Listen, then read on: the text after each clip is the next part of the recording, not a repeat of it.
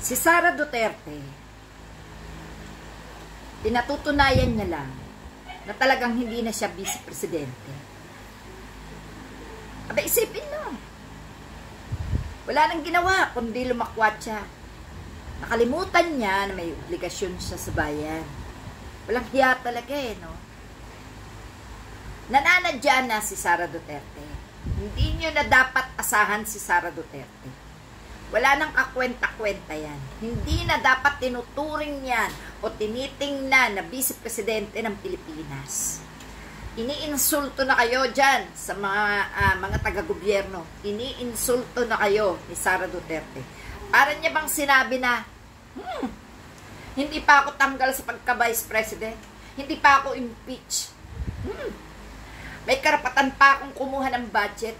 May karapatan akong maglakwatsa kung saan ko gusto. May sweldo ako. May makukuha akong budget sa 2026. Wow ha, ang dahilan. Ang kanyang ama na mabubulok na sa dahil, no? Ganyan ang mga utak ng tinatakbo ng utak ni Duterte. Kaawa ang presidente. Bunto na ng galit ng mamamayan to kapag binigyan ng pondo. Kapag di pa rin tinanggal ng presidente itong bisin niya, na talaga namang wala nang ginawa, kundi mang-asar, mambuli, no? Manadyana, ay talaga nagwawalang hiya. Yan ang ugali ni Sara Duterte, na dapat binibigyan na ng leksyon, no? Bigyan na ng leksyon yan. Walang kakwenta-kwenta, kinapasweldo. May sweldo, may budget. Ay, talagang wala na.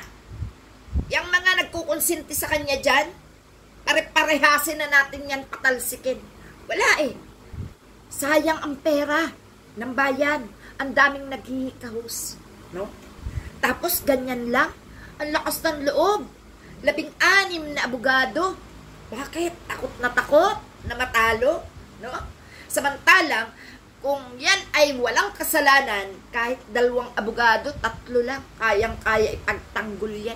Dahil kahit sila, kung sila'y walang kasalanan, kahit sila, kaya nila ipagtanggol ang sarili nila. Pero wala eh. Dahil talagang makasalanan, ang mag-aamang Judas na yan, ayun, 16 na umaatikabong abogado, ang paglulustayan ng pera. Abay, di ba'y ang sabi, wala silang pera. Asan ang pera nila ng mga nakulimbat nila nung mga panahon ng tatay niya? Na taong singkad na nakapangulimbat yung tatay niya, no? Na pati kalusugan ng mamamayang Pilipino ay nagamit sa pangulimbat, no? Nung magkaroon ng COVID-19. Pagkatapos, dahil sa drug lord nga, no? Na sinasabi ni Sentry, maraming kwarta yung mga hype na yan. Bakit kailangan nyo pa yan ipagpatuloy na maging vice presidente? Bakit pa kailangan niya na manatili sa ating gobyerno?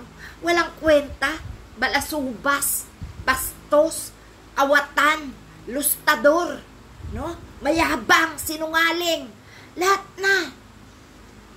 Yan ba'y ikatutuwa nyo pa na makasama sa gobyerno? Pampasira yan ng inyong mga trabaho at paglilingkod. Pampasira yan. Tingnan nyo, ilang senador ang nasira nang dahil sa kanya. Diba? Unti-unti na. Ultimo, kabataan party list ni Duterte. Nakawawa na.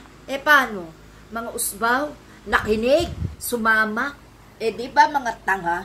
Ganon din niyang vice-presidente niya, abusera. Kaya, kung ako sa inyo, Mr. President, tanggalin nyo na. Wala na tayong vice president. Kinalimutan ni Sara Duterte ang kanyang responsibilidad. Kaya dapat, kalimutan nyo na rin na may vice president. Salamat, mga kapatid. Thank you.